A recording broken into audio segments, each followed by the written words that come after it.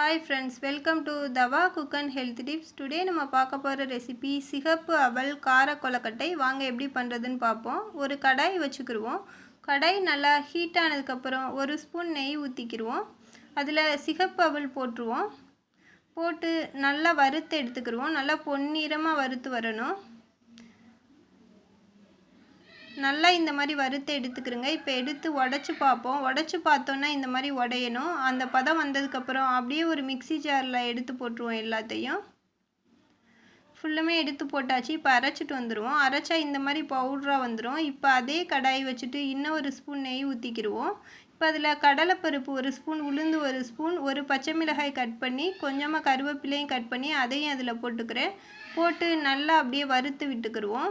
இந்த மாதிரி நல்லா வறுத்ததுக்கப்புறம் ஒரு 3 ஸ்பூன் தேங்காய் போட்டுக்கிடுவோம். அதே நெய்யில் 3 ஸ்பூன் தேங்காய் போட்டு அப்படியே நல்லா மிக்ஸ் பண்ணி விட்டுருவோம். அதுவும் நல்லா வறுத்து இந்த மாதிரி செவந்து வரணும்.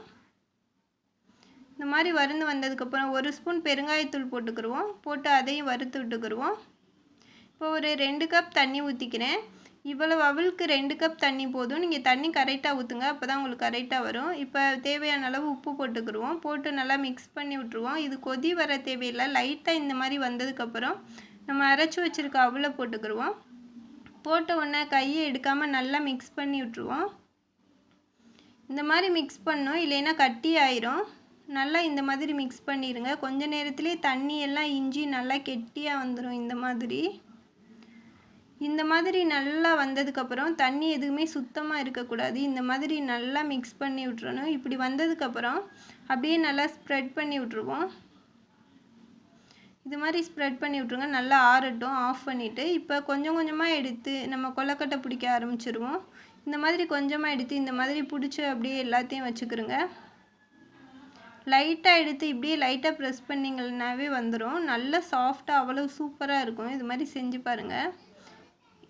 இது ஒரு கார சட்னி அல்லது சாம்பார் கூட நம்ம சாப்பிட்லாம். சூப்பராக இருக்கும். இது மாதிரி எல்லாத்தையுமே நான் எடுத்து வச்சுக்கிட்டாச்சு. இப்போ ஒரு இட்லி தட்டை எடுத்துக்கிடுவோம். எடுத்துகிட்டு இது எல்லாத்தையும் அதில் வச்சுருவோம். நம்ம ஏற்கனவே வேக வச்சுருக்கனால அப்படியே கூட சாப்பிட்லாம். நம்ம இது மாதிரி இட்லி தட்டில் வேக வச்சோன்னா இன்னும் நல்லா சூப்பராக இருக்கும். இது மாதிரி செஞ்சு பாருங்கள். ஃபுல்லுமே இப்போ எடுத்து வச்சாச்சு. இப்போ மூடி போட்டுருவோம். ஏற்கனவே அது வெந்திருக்கனால ஒரு 3 மினிட்ஸ் இருந்தாலே போதும், நல்லா வெந்துடும். இப்போ ஓப்பன் பண்ணியாச்சு. இப்போ நல்லா வெந்து வந்திருக்கு. இப்போ எல்லாத்தையும் எடுத்து அப்படியே ஒரு தட்டில் வச்சுக்கிடுவோம். சிகப்பு அவல் ஹெல்த்துக்கு அவ்வளவு நல்லது. குழந்தைங்கள்லாம் நல்லா விரும்பி சாப்பிடுவாங்க. இது மாதிரி இந்த விநாயகர் சதுர்த்திக்கு செஞ்சு பாருங்கள் ஃப்ரெண்ட்ஸ். பார்த்துட்டு எப்படி இருக்குன்னு சொல்லிவிட்டு கமெண்ட் பண்ணுங்கள். மறக்காமல் நம்மளோட சேனலை சப்ஸ்கிரைப் பண்ணிடுங்க. அப்படியே பக்கத்தில் உள்ள பெல் ஐக்கானை கிளிக் பண்ணி ஆல் கொடுத்துருங்க. அப்போ தான் நம்ம போடுற வீடியோ எல்லாம் நோட்டிஃபிகேஷனில் வரும். தேங்க்ஸ் ஃபார் வாட்சிங்.